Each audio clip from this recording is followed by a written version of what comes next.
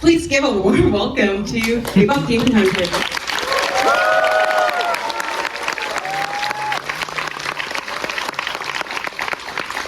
We're just going to bring the team, the superstars, back out here. Feel free to ovate as much as you want. You can stand and ovate if you want.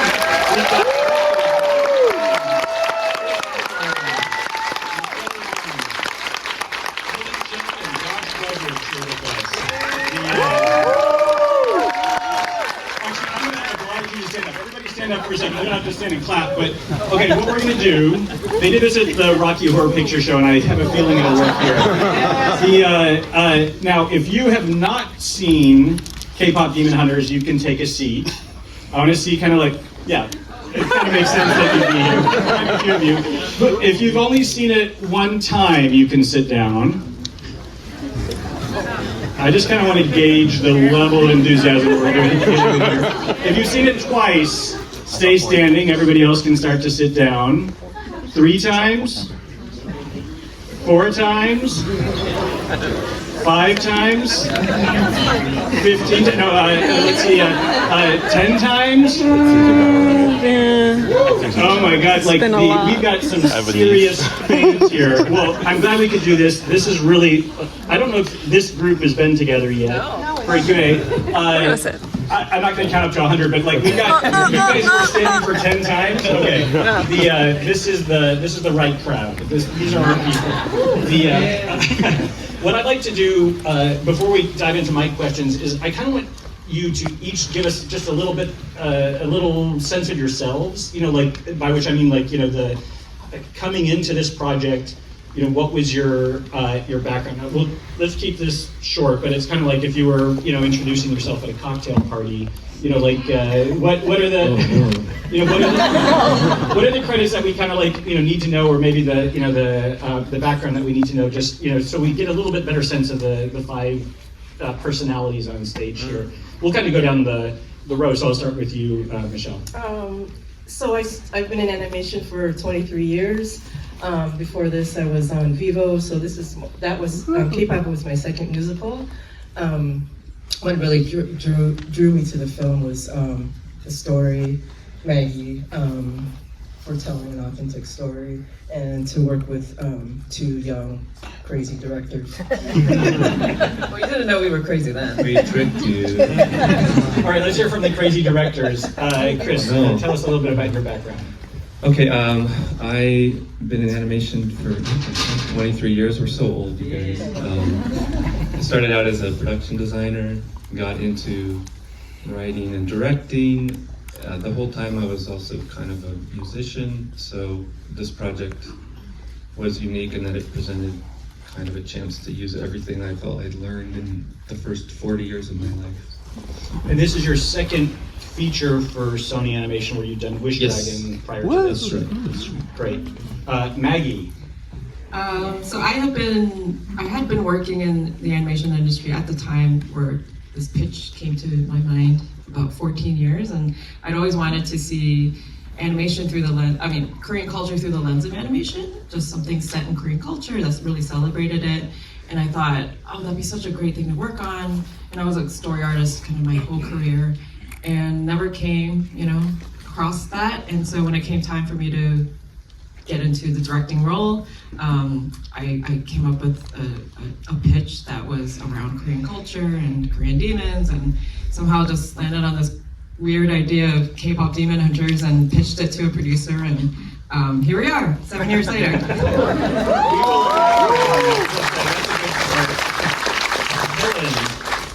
I'm Helen. I was one of the production designers, and I was an anime kid who spent most of my time working at Disney Animation, and so this project gave me a chance to dive into what it meant to work with something a little bit more like Eastern flavored and Eastern aesthetics.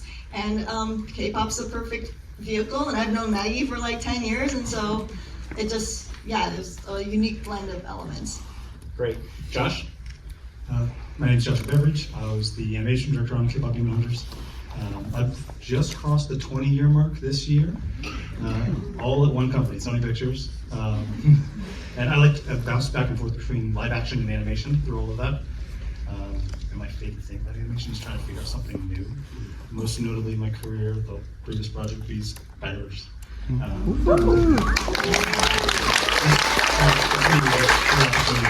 Try and figure something out new. Great. So let's go back a little bit to the germ of the idea. So we're going to zero in on you for a moment, Maggie, because it's like it's based on interviews you've done. It sounds like it's a fairly long journey, like 7 years or so, like since that. That suggests to me that maybe you didn't have visionaries who immediately got the concept or something. Was it kind of an uphill battle at first, or like what did it feel like early on pitching this concept? I'd love to say that it was, because that sounds much more cool, but it really wasn't. So both Chris and I have worked with Aaron Warner, who produced Wish Dragon, and when Aaron was rolling off of that movie, he really loved that experience of working with a director, a writer-director, and something that had more of an international perspective. And so he asked me, hey, do you have a pitch that you can, do you have any ideas? And I said, yeah, of course, even though I didn't have anything. And my husband and I, who's right here, he, we just, hey husband! So our kid was sleeping in the backseat one day, and as we do, we just drive around the neighborhood to let the kids sleep, and we were like, well, let's come up with a pitch for Aaron. And I had a few ideas about Korean demons and this type of female character, wanting to do something kind of heroic, and he was like, why don't you put those together? And it became this Demon Hunter story, and it still didn't feel quite enough. And we just went down the list of Korean things and just landed on K-pop. And when we added that together, it just felt fun and exciting. And we always we truly believe in an elevator pitch, something very simple that you can get somebody really excited just from the concept alone. And it excited us. So the next day we pitched it to Aaron, and he was like, I love it, let's do this. And so the next week, I thought he was joking, but the next week he had a deal ready, and so we were just off to the races. Yeah. So it feels like a very kind of, it was an easy pitch, but it was 15 years of building a reputation and building a relationship with a really talented producer. And so yeah, that's kind of how it happened. It's great that original brainstorming thing was with your husband, because otherwise there would be a very expensive lawsuit happening. It was my idea to put these two things together. Oh no, they'll give him ideas. Not too late. And I take it back, I didn't think that or say that. I'm curious kind of the team's connections to K-pop, because it's quite clear that the audience connection to K-pop has been a huge part of the phenomenon that this has become, but to have distilled and incorporated so many of the characteristics, not just of the music, but of that culture, who was kind of the leader in terms of the K-pop dimension of it all? It sounds like maybe the demon dimension, we can come back to, was kind of early in your head, but the music is such a big part of this. The K-pop of it all, we felt the pressure of it to really satisfy the fans, because K-pop is very specific, and so there were certain things that we knew that the story needed to do. So one of the most beautiful things I think about is very unique to K-pop is the relationship between the performer and the audience, and because we knew that was integrated into the mythology of this energy being created between performer and an audience, and really visualizing that energy and that becoming the whole moon, and the fans being needed to protect the world. So that was already integrated into the mythology. So we were great, we already did that. And so that was a big piece of the puzzle, and the rest of it, I think, we weren't so we didn't feel super pressured about the K-pop stuff, but it was kind of our North Star in everything that we did. So every visual, every music, every decision we made was to serve a story, but also it had to pass the cool factor of K-pop. And so that was kind of what we what, you know, that was kind of our benchmark, and that was what was important to us. And and also more so just the authenticity of Korean culture. That was more important to me. And then it became important for everybody else too. So those are kind of our two North Stars, I would say. Yeah. Let's elaborate on the Korean culture thing, and anyone can jump in, but I realize, you know, in some ways this idea originated with you, so it makes sense to hear from you. I gather that, you know, there was a kind of like pilgrimage to go to Korea to kind of like absorb that. Obviously, here in America, here in Los Angeles, you can really kind of interact with Korean culture, but to go there is to be immersed in it. Tell us about how you put that together, who from the team was on that junket, and what you were studying, you know, to sort of inform what we get. Oh no, we all went except Josh. Yeah. You guys brought me to a Blackpink concert instead. Oh, that's true. So what were you looking for there? Was it like early enough that it would inform the story, or was it more kind of like, you know, to make sure that you're being authentic to the world and that it's going to be, you know, production design, costumes, you know, that kind of element, or all of the above, I assume? Do you want me to take this? Sure. Oh my gosh, I just saw Zoe. Yeah, Zoe. Zoe. There's some cosplay going on in this room. Yes, yes. So when we did the research trip, we had already written a first draft. So it was, a lot of it was like location scouting. Like we actually hired a location scout team. And so we visited all the locations, and it was kind of like, for a lot of us, like me, who had been to a lot of those locations, and some of our Korean crew, it was just reassurance that we were representing it correctly, and a refresher. And for a lot of our crew, it was like just experiencing our culture. And then there was a lot of photographs taken by Helen of like bricks and like straw, and they're so important. Yeah, they're so important. Like all those little details, and all those little details are what the Korean audience picks up and has voiced. Like, wow, I did not, like, all the intricate details of this movie are crazy. And so all of that was very important to us. So that was a big part of our trip. We also did a lot of eating, because food is very important to our characters, for us. So we bonded over food, and we drank a lot. We didn't go karaoke though. We've never gone karaoke together, which is so wild. Like, you know, we don't ever go to a Taekwondo demonstration. Oh, that was pretty crazy. As replacement to karaoke? Helen, why don't you add on a little bit here about kind of like what you got from that trip that you brought back and wouldn't have had maybe otherwise? I'm actually not Korean, I'm Chinese. And so for me, it was really important to go and to take everything in and make sure that I was representing Maggie and Korean culture correctly, and pick up on things that would just add that layer of authenticity. Like, for example, in Jeju, volcanic rocks is a huge part of the way that they construct their architecture. They use it for their walkways, and it's just a detail that, you know, we never focus on, but it's there. And it's and I know you make fun of it, but yeah, like when you build a city after working on so many of these animated movies, the part where it really feels like that place is in what's on the walkways, and the light fixtures, and even the writing on the streets. All of that stuff matters. Here, here. Patronize me. When I went to the concert, all I did was watch the audience. That was kind of amazing. No, but you're right. Like, you guys have to, you know, this is not experiencing it, it's researching it, it's immersing yourself. It's a real location, and we wanted to represent it correctly. Yeah, it was really Like, we important. learned that there's not that many trash cans on the there's streets of actually Seoul. none. Yeah. Michelle, go ahead. Yeah. I think another big part of our trip was meeting with our future partners. You know, actually at the time we had already sealed the deal with the Black Label, and one of our choreographers, Lee Jung. So it was really a great experience to actually meet them in person and talk about the movie. And it was kind of a launch into the start of our music and song process, which, you know, as Maggie elaborated, you know, for me especially, like I wasn't a huge, I didn't know K-pop that well, but I have many years of music experience. Like, I love music.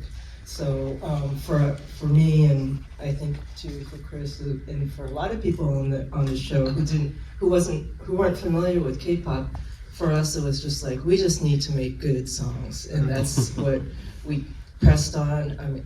Maggie and Chris were really just like relentless, like this has to be right, and yeah, at times we were like, holy shit, it's just it was hard, but I'm so proud. Can we be kind of specific about that? Because that, the music is obviously kind of like not only the backbone, but it's kind of like the thing that can live outside of the movie. It's like people can kind of relive it, and it's had this life, kind of on the pop charts and everything, but it's about getting it right. One thing that I think a lot of people who love K-pop recognize about it is it's not innovating. You're not like throwing something really challenging at people, like the next level of the future of K-pop. You're really kind of synthesizing what people already love about the groups that are out there, but you have to do it in a way, because that form of music is evolving super fast, like year to year. It's like it's changing so I'm just kind of curious, like, how do you do things that kind of like sound like they've always been in the world and represent K-pop? I feel like that's kind of what we're hearing. Things that are adjacent to, bands. Part of it sounds like working with Black Label, actual K-pop, super brains. But who wants to take Chris, you've been so silent. I don't know if you're the right person to do this. He definitely is. But yeah, I love talking about the music. Yes. Well, yeah, I think one thing that's true about K-pop is it is an incredible innovator and ingester of all kinds of musical ideas, and it has a very fluid identity and always has. So, and to Michelle's point, I think K-pop is really popular in the world right now because it's really good. It's like amongst the best pop music, and people do not care where it comes from, they just want great music.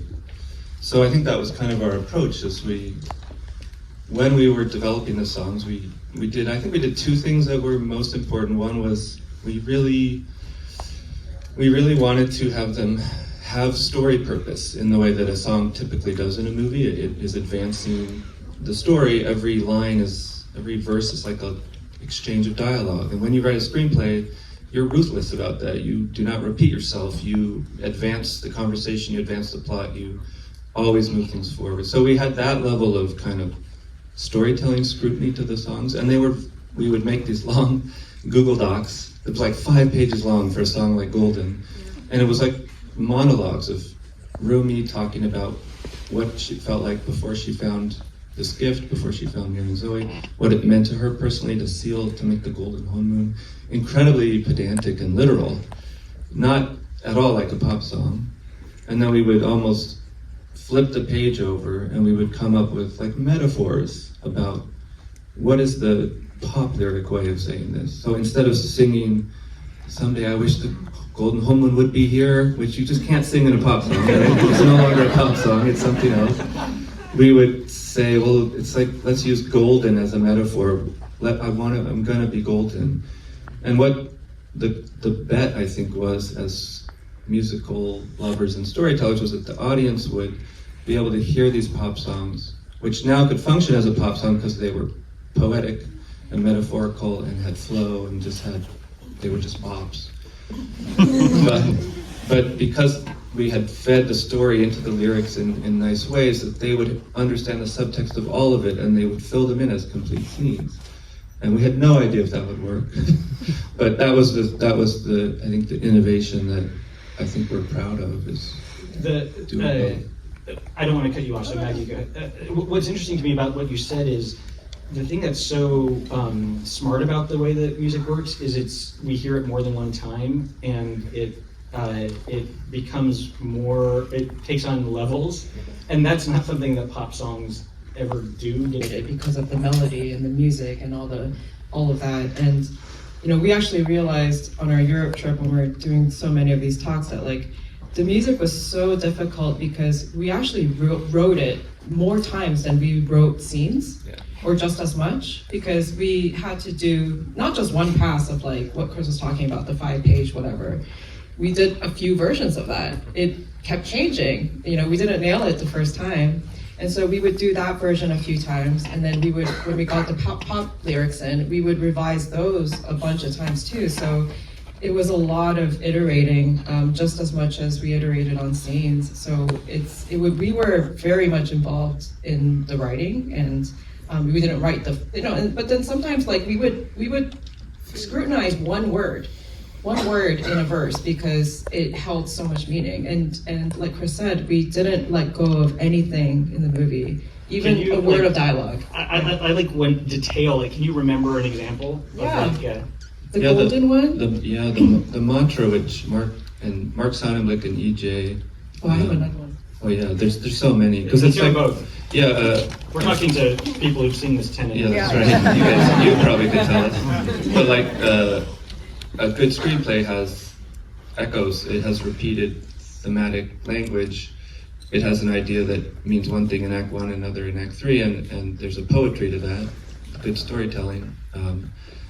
EJ and Mark wrote this mantra, which was We're Hunters, voice is strong, slaying demons with their song, fix the world and make it right when darkness finally meets the light. And we had launched them on the assignment of like encapsulate the mission of Rumi and the Hunters, but also encapsulate the contradiction of what Rumi's misguided life worldview, which is I'm supposed to fix the world, but in order to do that, I gotta fix who I am because I'm fundamentally broken. And then within that, when the darkness meets the light, for the most of the movie, Rumi understands that to mean when the light comes in and abolishes the darkness, yay, victory, purity, I'm fixed. But actually it has to do with her reconciling her half-demon and her human. So it's a reconciliation of her darkness and her light. And that's what the final song is about. So that, in order to write that lyric, we had to understand what Rumi's journey was. We had to understand how we could essentially tell the audience what her upbringing was through one little paragraph, one little poem. And then that could be something we use in Act 3, that she re-enters the stadium and repeats it, and it's almost a fake out at that moment. So, and I'm sure you have other ones, but that kind of, to me, that was really beautiful language that they come up with. That is essentially part of the screenplay. That's great. Maggie, do you remember one where you kind of pivoted on a word or something like that? Well, the one that I'm going to talk about is kind of silly. Thanks, Chris. We're talking about silly things. I think it was like the movie encompasses it all. They're all important. This is the balance. Is we get this and then we get me. Sometimes with the horn eyes and stuff. Well, I was going to talk about just the golden lyric of Mira. I think we had a line where she says, selling out every day was one of the lines, and we're like, that's not, I mean, like, and it was a lyric to say, like, we sell out concerts every day, but then it also comes off as, like, selling out every day. And so we took that opportunity to shift to a Korean lyric, which is good option on stage, which is, like, endlessly on stage. So there's things like that we kind of just tweak, and even the songwriter, I think even Audrey was talking about it, where she asked, she was like, are there lyrics that had changed that we don't know about? And we're like, yeah, there are a few things. Yeah, a lot, yeah. That macaronic quality of like having the Korean lines in there is kind of like a secret weapon for you guys. Totally, yes, yeah. It just like, I love, and I wish we had put more Korean lyrics into the songs, but it was a choice that we made because our songs carry so much narrative. So it felt like that was a choice we made. Hearing an opportunity to do something maybe a little differently for 2, 3, 5 in the series, it's like you can kind of build up on that. Michelle, I can tell you. Yeah, I think I just want to explain too that like we were very lucky that Sony has a great head of music, Spring Aspers, that helped us with finding an executive music producer, Ian Eisendrath, who comes from musical theater and was dedicated his life to us the last 3 years, and helped with bridging that gap, like between the musical theater, and then we had 3 music teams. I mean, there's 2 other teams outside of the Black label that we were working with to help, create this combination of a pop song and... Ask us horribly hard questions. Oh, that's Maggie another thing. Maggie and I always joke that we'd be in a story meeting and we'd be all stumped on something and be like, oh shit, oh, we have a music meeting, yay. Go to the music meeting and Ian's like asking us all these story questions and we're like, no, the music meeting became a story meeting. What's a music, like a story question that comes from the music side, just so we understand what you're talking about? Oh, Like where they're Every song. All of them, like the duet, like what is, elaborate on that. Like what do they need to know to sort of do that right? That's my favorite song. I know it's not the poppiest one, but I love just that dynamic. I mean, he definitely, I think it was a thing, in some ways it was an easier song for us because we kind of written it as a dialogue scene in the past.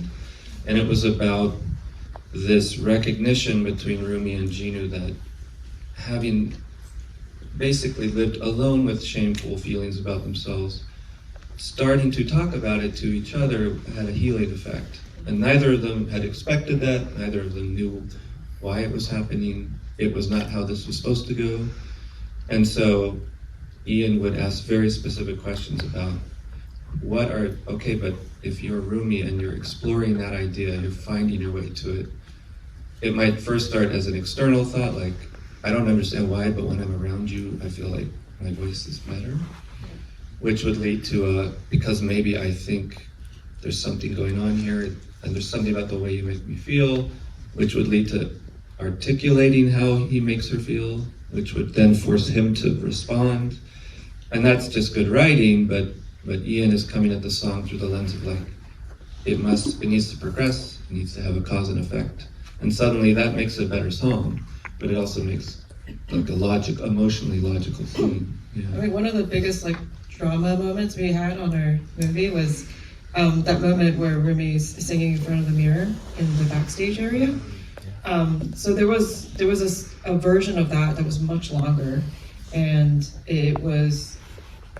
she was more revealing about how she felt about herself, and we had two camps. It was like us, the directors, and then everybody else. Maybe not Michelle. I don't know. Michelle was neutral. She was kind of neutral, trying to like, let's just get this movie done, guys.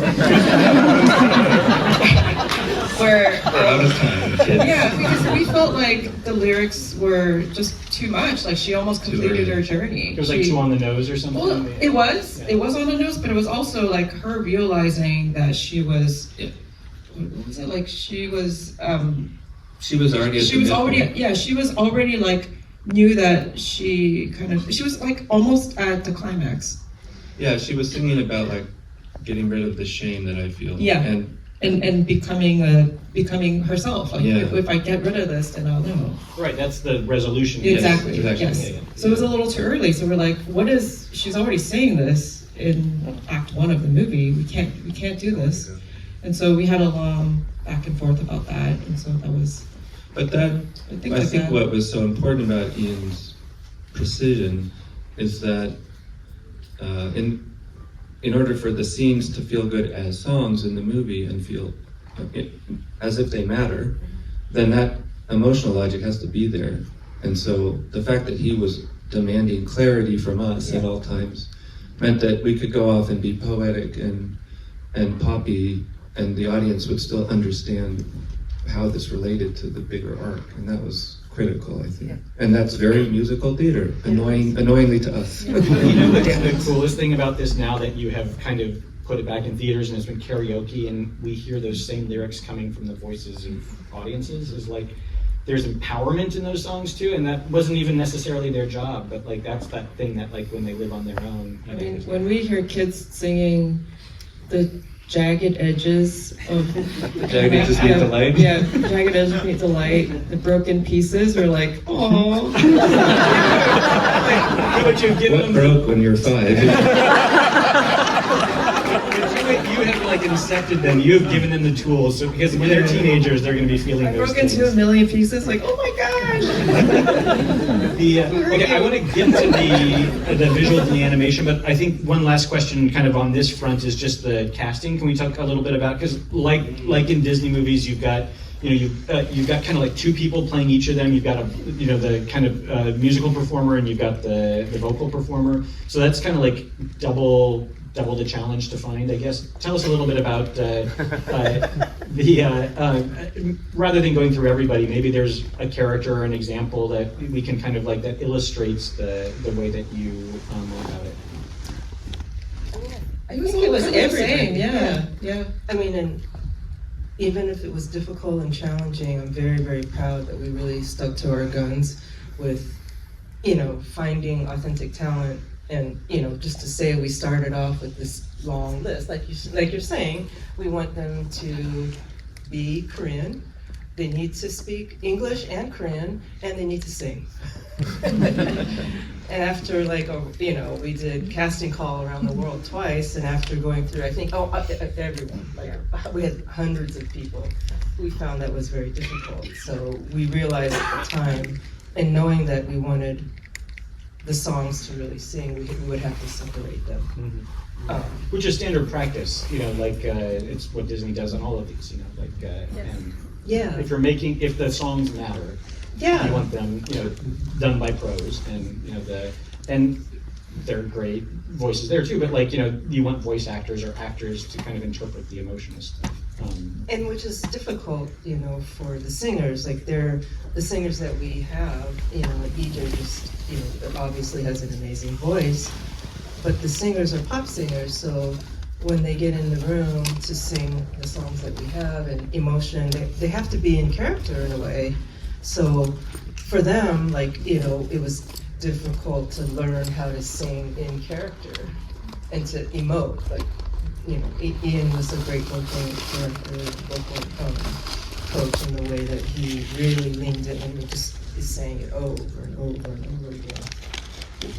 I want to sing Maggie's praises a little bit too, just because it didn't occur to me until we were talking about this movie a lot, but we cast really late as part of the search. So for 2.5 years, 3 years, we had an animatic of the movie, a living, breathing version of the film in which Maggie was doing oftentimes the voices of all 3 girls, called Scratch.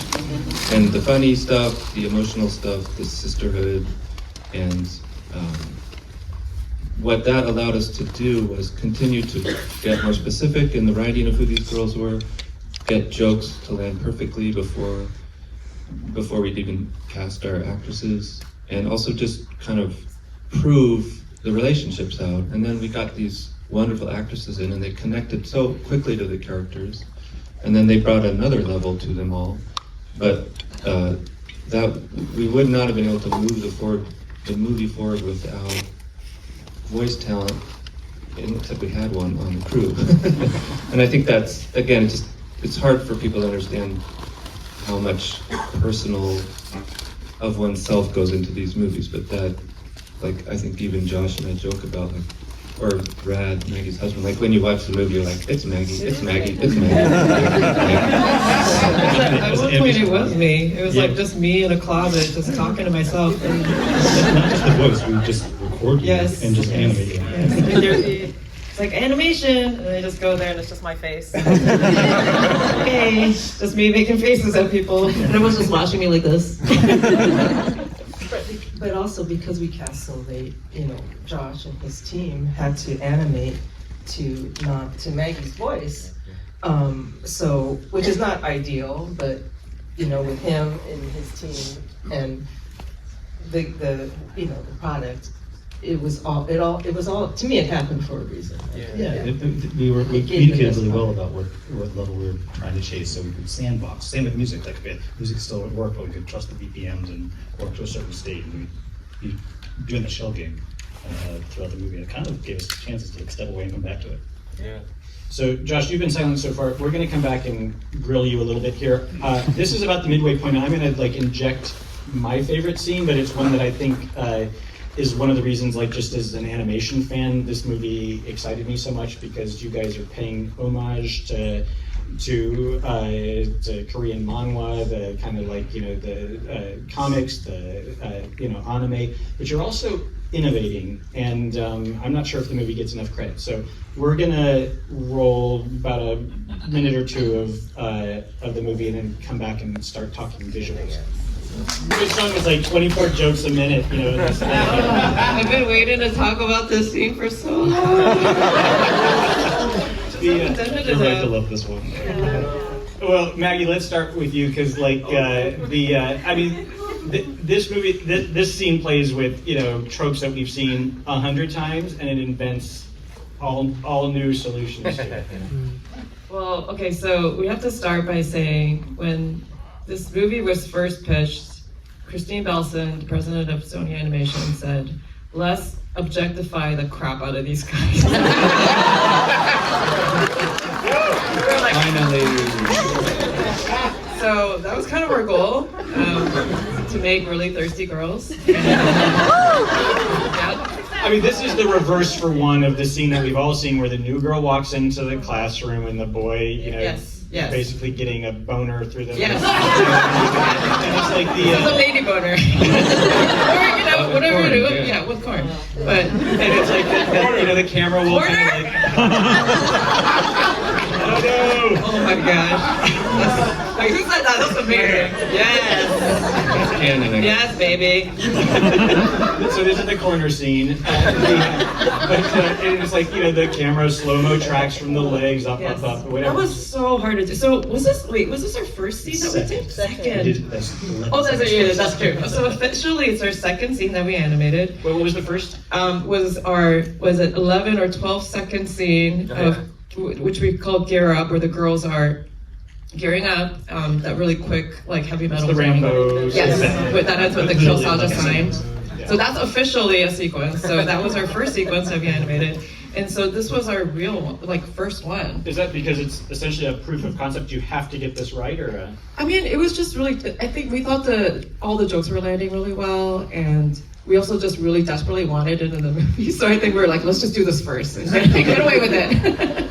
All right, break it down for us, though. Like, the two of you, it sounds like. Do you want to talk about it? Just even. Happily, yeah. Yay! We were all, the animation was ecstatic to be animating this one, because it touches on so many different things. And one of the hardest things about the movie, it's true that it was a proof of concept. Like, how are we gonna get these glamorous faces to also do these ridiculous things? Like, it's conceptually challenging, but even more, or equally technically challenging. We had to, like, figure out a whole bunch of fancy little animation illusions to pull this off, like interchangeable faces, because they still have to work in soft lighting, like have form. All that stuff breaks all the rules of everything we've ever done before. Like for Spider-Verse, we had to be really graphic and flat. This would be like gentle. You have blooms and lights. Every frame through that, it's riddled with little secrets of how we could let soft edges just creep in artistically only where you want it, and protect those graphic lines for the jokes to read. Clarity there. Well, to explain a little bit, just for those who aren't animation pros, like, one of the things we don't realize watching CG animation is that there's, like, it has to obey physics in a way that hand-drawn doesn't. And so, like, every character is rigged, and it has a skeleton, and it obeys, and it's hard to do what we talk about, squash and stretch, or in this case, it's kind of like we're seeing anime/manga tricks being ported over. Like, I remember on Turning Red, maybe one of the first examples of American computer animation adopting some of the eye tricks and things like this. But here, again, it's not just bringing him over, it's adding on or plussing. Kind of like to get those big mouths, that's basically like, it's a fake room floating a foot in front of the face, but it has to light under the same light in the same place. So we're doing like a lot of tricky math to make that work. Like between the camera and the face, if you did another angle, it wouldn't work at all. It's Yeah. horrifying. Horrifying. That's That's why they don't move. She's just like frozen. Right. Tell us more, I want tricks. Like motion blur was a whole thing too. Like having where and how much motion blur we're gonna have, because we need long lenses and gentle blooms, and like depth of field is important for K-dramas. That's the K-drama language. So like, how do we have that? So we have like the little balls that the animators could control and put place wherever they like, to like let motion blur in only here and not anywhere else. That was like a thing we wanted to do this one. Yeah, well, I was just gonna say too, it was one of the first things that we tested from the very beginning and saw versions of. Like, there were animation tests, and then even Omar Smith, one of the sculptors, would actually sculpt to camera because some of these expressions, and actually I think we coined this term, Chris, you can the demi-chibi. Yeah. So we had the version where it would go full on, like what you see in anime, but then what did it mean in a 3D context, and also be used in between for other things as well, and to make it really flexible. So that was one of the things as well. Like the fans used demi-chibi, which is kind of like a 2.5 chibi mode, and then You know there's chibi, full- right? This is Yeah. a room that knows chibi, the kind of like the cutesy kind of disproportionate version that you But did. all that stuff was like using the actual models, right? Because we had thought that these expressions are too extreme, so we would require a separate model that could do all the zany stuff. But Yeah, it's like They just- interchangeable parts, and like we made a it's like Mr. Potato Head. a little bit, yeah. But like one of the reasons I want to look at this is because we get to see it in slow motion. But like you're doing those expressions the whole movie long. Like when they have their little snack Well, break. let's talk about the slow motion of it all, because that was So a hard. whole journey. So, because we're trying to pay homage to a very K-drama moment, which uses slow motion. And when we were doing this in animation, we realized it's not just slow motion, like a live action. It's actually it's not just like a slow, it's just it was kind of like this kind It's of, like a ramping to it. yeah, it's like a ramp to it. And because when we did it We in call slow, it like fireworks. Yeah, Like yeah, slow- fireworks. It was like, yeah. that's what it needed in order to feel natural. Because if we just did slow mo, it just felt weird and it didn't feel right. It just also like Andy's strange. first passage would be like too overlappy and not Yes. just like Yeah. keep it simple. Like it just really Yeah, separated. yeah. Because we're also trying to figure out our style. Which while was doing this. kind of a recurring theme was in a lot of the K-drama stuff that we loved and the concert stuff and music video stuff we loved. They shoot a lot of coverage. If it's a K-drama and the guy's getting hit by a car, which is going to happen in every K-drama, even if they're set like 1,000 years ago, they'll be like carriage. But they would just shoot the scene from a million angles, cover it, and then they just go and editorial and boop, boop, boop, boop, and we don't get any coverage in animation unless these poor souls make it for us.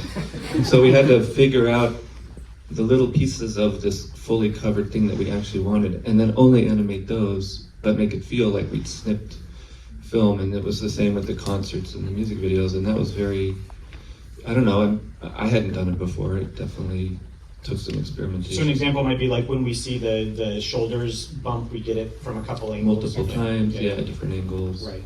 And we deliberately were breaking continuity. We're not trying to get linear and cut in different places. Like the physics of. But that was hard Yeah. to break continuity. Yeah, because Yes. that's not how. Yes, that's not how we're programmed to think. And it's also not how the programs are programmed. I mean, like there's something very literal-minded about computer animation that you then have to kind of like it's just fascinating to see how people reintroduce kind of 2D elements into this thing that's kind of meant to conform to gravity and all these things. I want to talk a little bit about choreography outside of the scene, but like kind of elsewhere. And there's obviously two kinds of choreography. There's the dancing, but there's also the fight choreography. Let's start with the fight choreography because the way that I read it, it seems to go off of, again, 2D animation like Powerpuff Girls or Speed Racer, that kind of like you'll hit a pose, a keyframe, and kind of hold it. So it's like that kind of thing where someone can be like, flying through the air in their kind of martial arts pose. But what are your references? What are your, what was your, there's philosophy that goes behind these choices. There I'm thinking of maybe the subway scene is a good example where we're getting a lot of that. Yeah. So that one's basically music. They're both music videos to fight choreography and also hitting story points. So like songs, like what feature who needs to be featured, here it is. There's a lot of Both use the other one's the case Sorry, pop. the bathhouse. Yeah. We learned that was the bathhouse we did first, and on the train we did out earlier. So we learned a lot more in the bathhouse. We had a lot of conversations early on because there was fight choreography that we started with. There was like footage of these fight choreographers, and you were sharing this and saying what you loved and about them and highlighting different things, its influences, as well as sharing anime influences. But we learned something watching that. Some of those fight choreographers had done some K-drama training, idol training, and like in between the moves, they'd do these like cute little adjustments, and they're like that is what's way more important than how they punch or kick. That is what her personality is, and like that's what we want to really shine. Dance fighting. Yeah. Which sounds so, like it could be so stupid, but when we went, one of our, Helen mentioned them, they're called the K-Tigers, and they are Taekwondo masters and also K-pop dancers, and they mix it up, and they do these dancing and Taekwondo performances to pop music, and so we saw them in Seoul, and we all just started crying, because we're like, it's not stupid, it's really cool. It wasn't like we were literally doing the actions they did, but it was inspirational for what the goals were. We learned a lot, and we had a couple of animators that were just secret weapons. Could you explain So like how amazing. Yusuke and those guys, because they did it in a 2D shorthand, Well, but with a moving camera. But also, I'm sure they saw, like, because we shared a bunch of reference, and for me, like, one of my favorite, like, action references was this movie, very, very super violent film called Villainous, which is a Korean film, and John Wick basically copies a lot of those, like, kind of, I'm sorry, but it's true. There's a John lot Woo of, would be the first. I mean, John Wick, would be the first to admit that those are references for them. yeah, today. yes, and so, like, after watching John Wick, seeing that, like, oh my gosh, what? This is, and they use a lot of kind of, I don't know, like GoPro-y type of point of view kind of action, and It's so, trying to break it down into 2D logic for how Yeah. little can you do to hold it firm. So those things complement each other. That wasn't the hardest bridge. It's like it hits harder when you hold it a little bit more and skip the middle. Like Fine Live Action does it all the time. Like Danny Boyle's dropping frames out of there, so it's harder. Right. Now, I'm not entirely following this, and so I want you to kind of like explain a little bit. Let's, instead of talking about the subway one, let's talk about the bathhouse one, because it is more complicated. You have those 2D, when I say poses, I'm thinking like in Powerpuff Girls when they're like flying and they just don't change. It's like, it's cheaper to animate that way when you're doing kind of something like Speed Racer, but here we're doing it not to save money, we're doing it because it's iconic. Yeah. But then you have an almost kind of bullet timey effect of like, you know, the Matrix thing of the camera. What if you have someone kind of frozen in an action pose and the camera can kind of move through the space? Is that? Yeah, Harder, yeah. And for those ones, we're giving the animator a lot of like ownership of the camera. Because it's a dance. Like there's a setup. We know that's the points got to do. But for the actual like how it freezes and how it goes in, he's got to be animated. They've got to be animated together. And Ryusuke was the person that was. We just kind of all got out of his way. He was like dialed into the taste. He knew exactly what. well, he would block it out and animate it in 2D. Yeah. With a 3D camera. Yeah, with the So you do a 2.5D pass of everything before you figure out the characters. He just forces the characters to do whatever it is. Distorting. He doesn't care what lenses it's on. That doesn't matter. He's going to change the shape of the character to make it what it needs to be. Great. Okay. I want to make sure that the audience has a chance to ask some questions too. We'll give a few there. I'm going to ask one more because I want to know about Sussy and Derpy, the two animal characters. So who wants to take that one? Of just kind of like, I mean, sidekicks, we're used to having them in these movies, but these two are so special, and so you win. This is I like wish I a could show chance to Helen's talk. painting. Yeah. You're good. You tell this story. Okay, well, we knew that when we were doing our research and stuff, we came across these folk art that would feature very dumb-looking tigers. They were just very wall-eyed or cross-eyed, but they were gorgeous. Yes, they were gorgeous paintings. And as a crew, we would just send them to each other, like, oh, look at this derpy tiger. And we would try to like one-up each other. And but then like I knew I wanted a tiger in the movie because it's the national animal of Korea, and so we wanted some tiger representation, but we also didn't want to just have a sidekick for no reason. Like we wanted it to serve a story purpose, and we needed a way for Jinu to reach out to Rumi. And it felt like odd for him to like text her or like contact her, which is like it's so old. Like, does he have a cell phone? So we were like, does she have like a carrier pigeon? I was like, that sounded not right. And then Helen did this painting of Jinu, and we're like, why does he look? Yeah. Why does he look so hot in this? Because he has like half his shirt is unbuttoned. But he like, it's not just that, because he was next to this like tiger statue, and it was turning into a real tiger, and so we were like, oh my gosh, he's so hot because he has a pet. We were like, oh, let's give him a tiger pet, and use this tiger as the messenger. And so it just became Derpy, of course, because we were calling it Derpy Tiger, and I mean, we struggled with that name too. We're like, do we just embrace this, or is this not great? But we embraced it, and everybody else has too, luckily. And so that's how Derpy was born. And my husband, actually, right there, talking about him a lot, but he designed Derpy, and he wasn't even assigned it. No. He like sent an image of a tiger he drew, and I was like, that's it. Can we just call it then? Can we just send this to modeling? Like, and then we give it to Omar, and then that's it. Yeah. All right, crowd. Be tactical. These got to be good questions. Your hand went up fast. I'm going to give you my mic so we can hear you. Or can you pass this back? Hi, I'm Ilana. First off, I want to say thank you for making this majestic